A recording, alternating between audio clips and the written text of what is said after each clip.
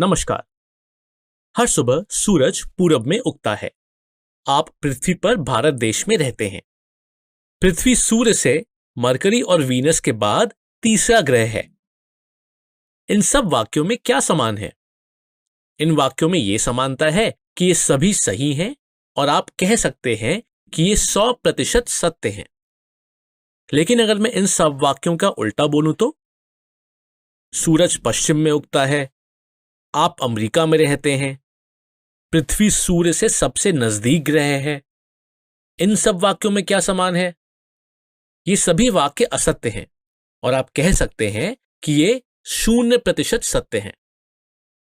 100% सत्य और 0% सत्य तो हमने देख लिया, पर इसके बीच में भी बहुत सारी संख्याएं आती हैं। उन सब का क्या? क्या कोई वाक्य 30% बार या 70% बार सत्य भी हो सकता है?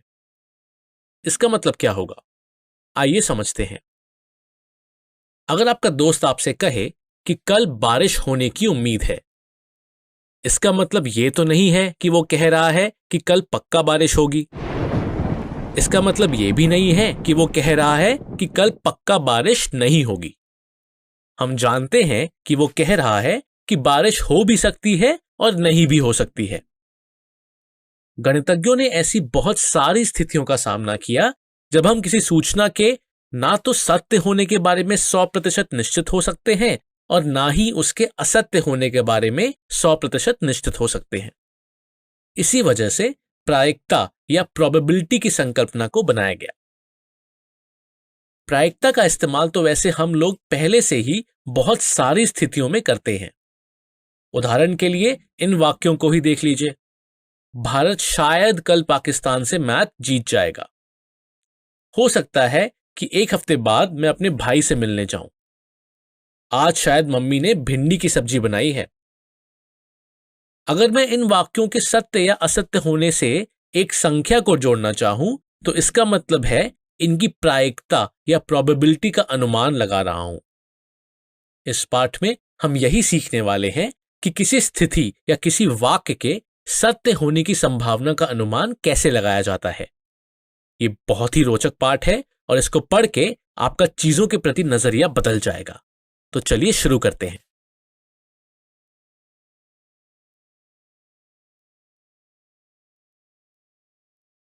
हम इस वीडियो में प्रायिकता के बारे में पढ़ेंगे, जिसे अंग्रेजी में प्रोबेबिलिटी भी कहते हैं। आपने अपने दैनिक जीवन में संभवतः, संदेह, संयोग जैसे शब्द तो सुने ही होंगे। क्या आपको इनका अर्थ पता है? जी हाँ, इन शब्दों में अनिश्चितता की भावना बनी रहती है।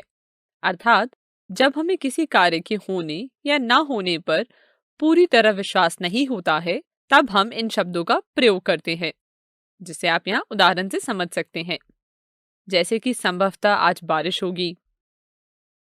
इसका अर्थ है कि बारिश हो भी सकती है और नहीं भी हो सकती है। इसी प्रकार कुछ और उदाहरण, जैसे मुझे संदेह है कि वह परीक्षा में उत्तीर्ण होगा, या डीजल की कीमत बढ़ने का संयोग काफी अधिक है। अनेक स्थितियों में प्रायिकता की सहायता से संभवतः आदि जैसे अनिश्चितता का संख्यात्मक रूप से मापन किया जा सकता है। अतः प्रायिकता शब्द का अर्थ किसी घटना के घटने की संभावना होती है। प्रायिकता की शुरुआत जुए के खेल से हुई थी। फिर इसका व्यापक रूप भौतिक विज्ञान, वाणिज्य, जैविक विज्ञान, आयुर्विज्ञान, मौसम का पूर्वानुमान आदि क्षेत्रों में हो रहा है। उम्मीद है आप प्रायिकता शब्द समझ चुके होंगे। अब हम आगे के वीडियो में प्रायोगिक प्रायिकता के बारे में पढ़ेंगे।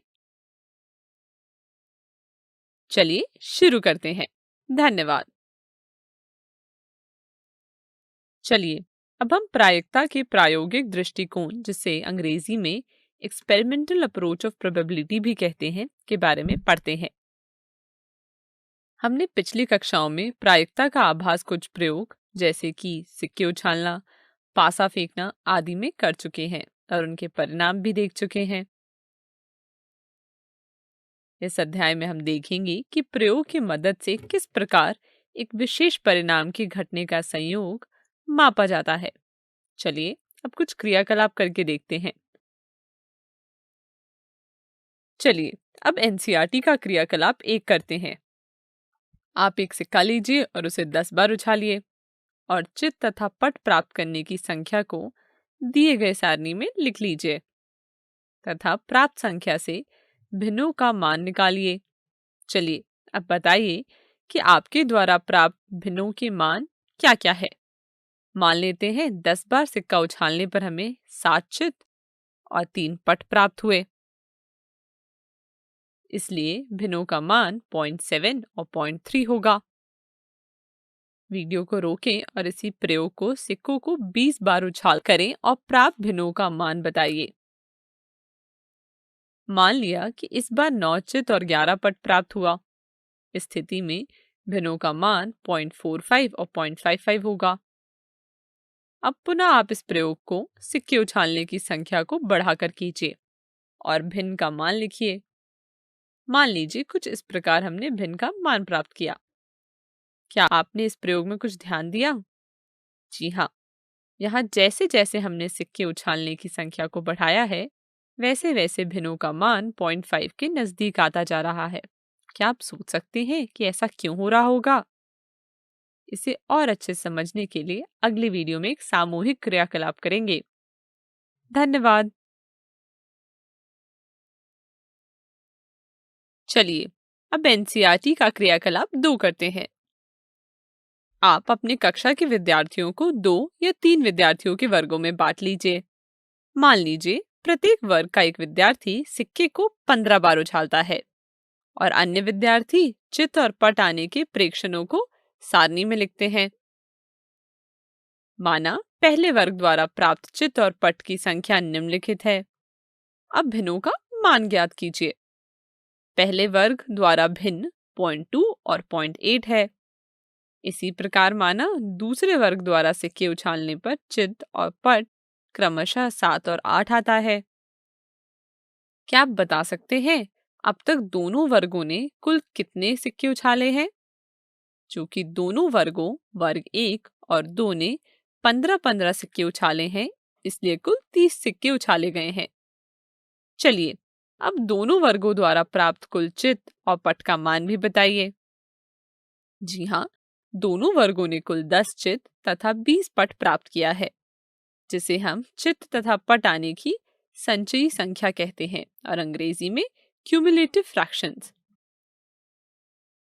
चलिए अब क्यूमुलेटिव हेड और टेल के लिए भिन्नों का मान ज्ञात कीजिए। यहाँ भिन्न कुछ इस प्रकार से मिलेगा। इस प्रकार जब तीसरा समूह सिक्का उछालता है तो माना 9 चित और 6 पट प्राप्त होता है। इस स्थिति में क्यूमुलेटिव चित और पट कुछ इस प्रकार होगा, जिसका भिन्न 0.42 और 0.58 मिला। इसी प्रकार चौथे वर्ग को 0.48 और 0.52 भिन्न मिला। अब तक हम 2 क्रियाकलाप 1 और क्रियाकलाप 2 कर चुके हैं। चलिए दोनों क्रियाकलाप को ध्यान से देखिए और बताइए कि दोनों में क्या समानताएं हैं। जी हाँ, सही सोचा आपने। जैसे जैसे हम सिक्के उछालने की संख्या को बढ़ाते हैं, वैसे वैसे भिन्न का मान 0.5 के नजदीक पहुंचता जाता है। आगे की वीडियो में हम कुछ और क्रियाकलाप करेंगे। धन्यवाद।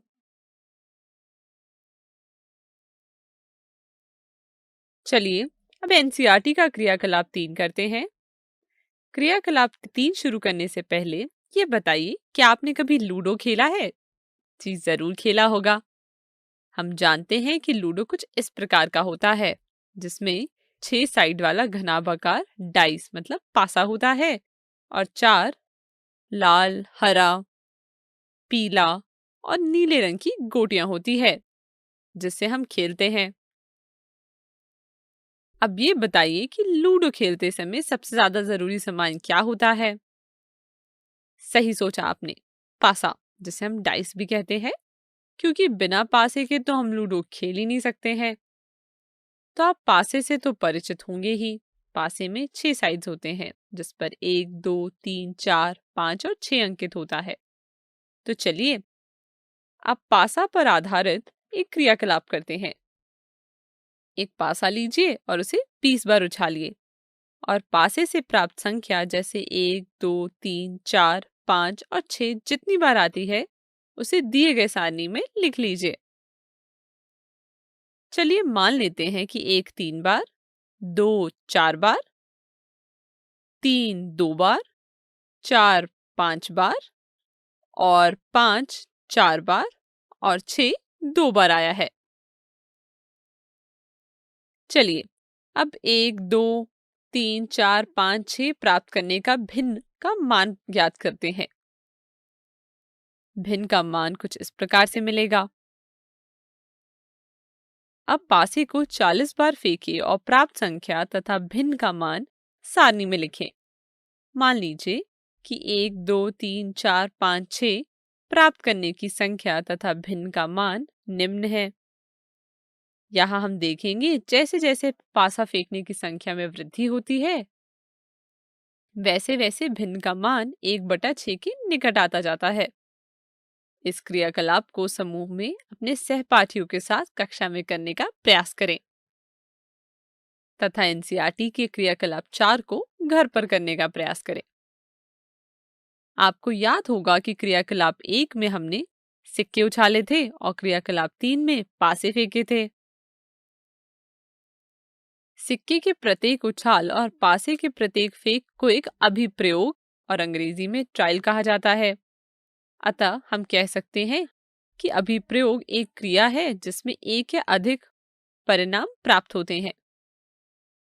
जैसे कि क्रियाकलाप 1 में संभव परिणाम चित्त और पट थे और क्रियाकलाप 3 में 1 2 3 4 5 और 6, तो क्रियाकलाप 1 में एक विशेष उछाल पर एक चित्त का आना परिणाम चित्त वाली घटना है और इसी प्रकार एक पट का आना परिणाम पट वाली एक अलग घटना है। क्रियाकलाप 3 में एक विशेष संख्या मान लीजिए 4 का आना परिणाम 4 वाली एक घटना है।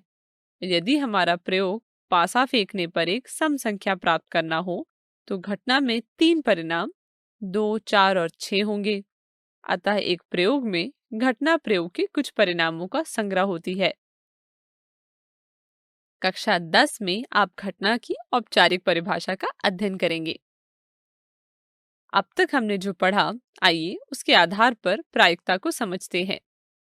हमारे द्वारा दिए गए अभिप्रयोगों के परिणाम को सीधे रखने पर प्रायोगिक या अनुभाविक प्रायिकता प्राप्त करते हैं। आपको याद होगा पहले और दूसरे क्रियाकलाप में जैसे जैसे हमने सिक्के उछालने की संख्या बढ़ाई थी चित्त तथा पट के भिन्न का मान 0.5 के निकट आता गया, यानी कि 1/2 के निकट आ गया और क्रियाकलाप 3 और 4 में फेंके गए पासे की संख्या बढ़ाने पर प्रत्येक संख्या का भिन्न 1/6 के निकट आ गया।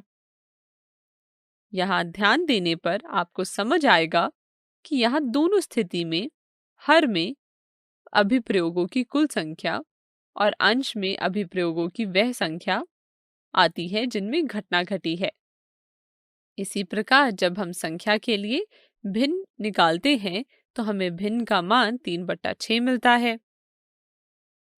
यहाँ भी आप देख सकते हैं कि अंश में वह संख्या है जिसमें घटना घटी है और हर में कुल संख्या है। अतः यहाँ से निष्कर्ष निकलता है कि किसी घटना ई के घटने की अनुभाविक प्रायिकता अभिप्रयोगों की संख्या जिनमें घटना घटी बटे अभिप्रयोगों की कुल संख्या होती है। इस अध्याय में हम अनुभाविक प्रायिकता के स्थान पर प्रायिकता शब्द का प्रयोग करेंगे तथा इसे पीई से दर्शाते हैं। कृपया इसे अपनी कॉपी में नोट कर लें। हमने प्रायिकता के प्रायोगिक दृष्टिकोण जिसे एक्सपेरिमेंटल अप्रोच ऑफ प्रोबेबिलिटी के बारे में तो पढ़ लिया। अब इस पर आधारित कुछ उदाहरण देखते हैं। धन्यवाद।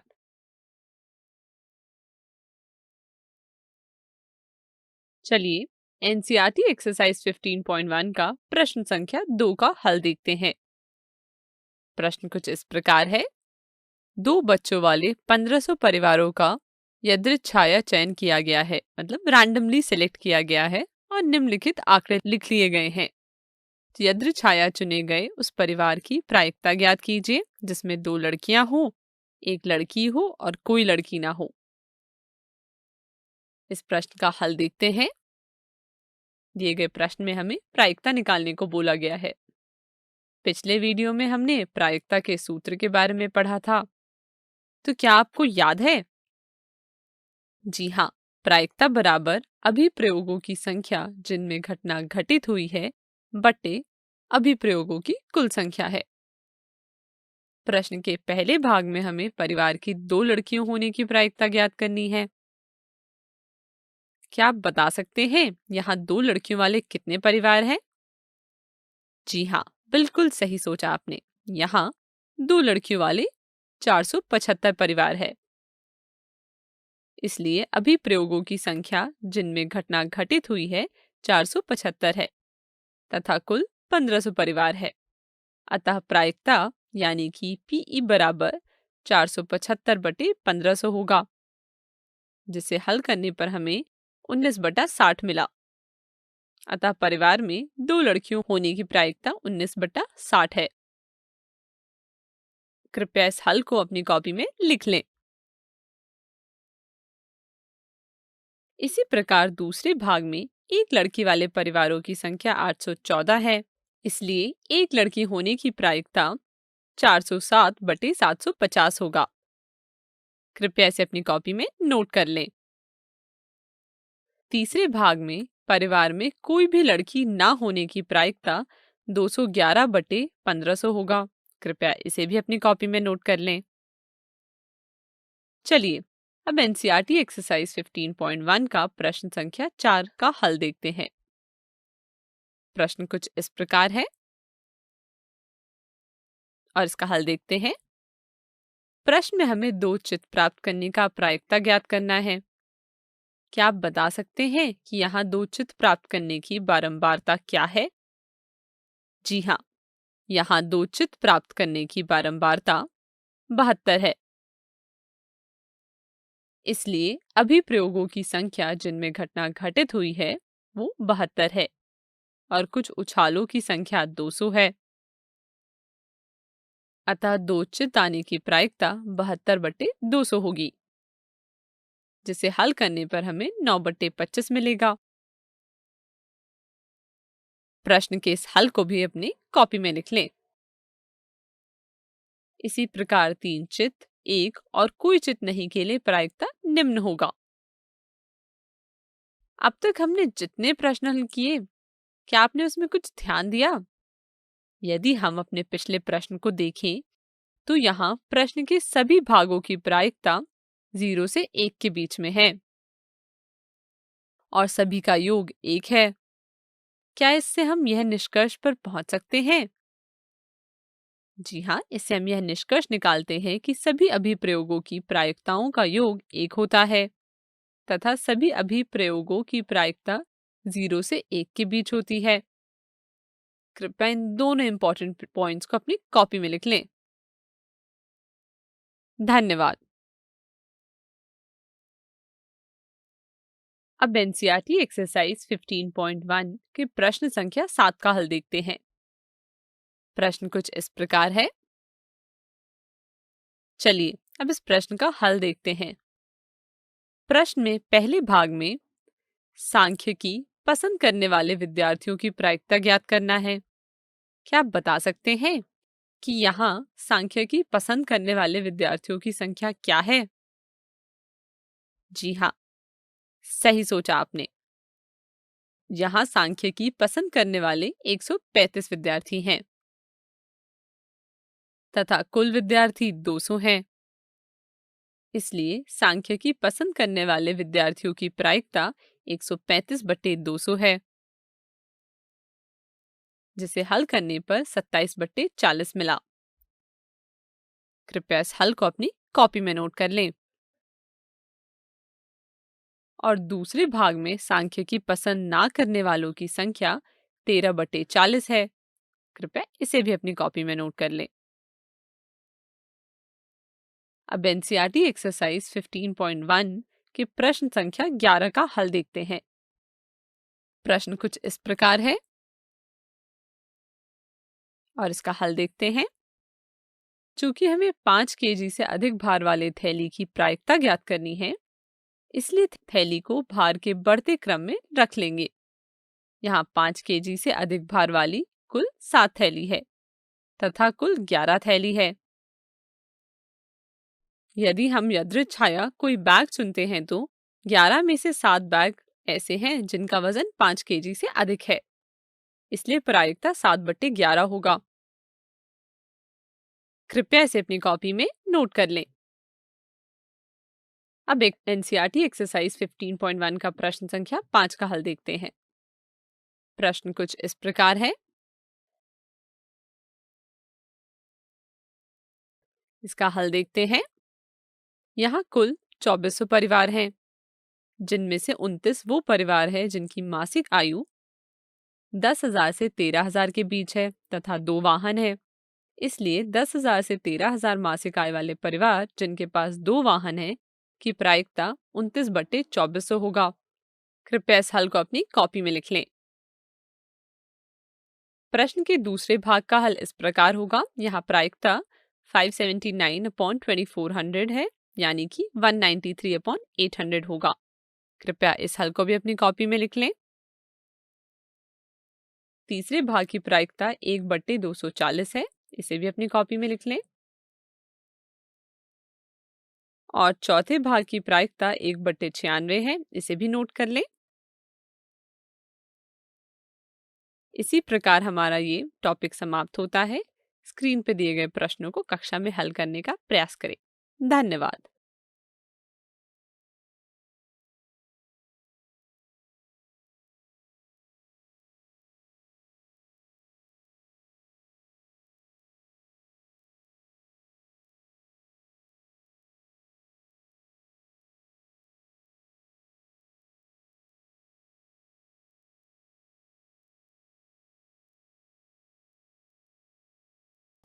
हमने प्रायिकता में क्या क्या पढ़ा वो एक बार दोहरा लेते हैं। हमने पढ़ा प्रायिकता होती क्या है, फिर हमने देखा अभिप्रयोग और घटना क्या होता है,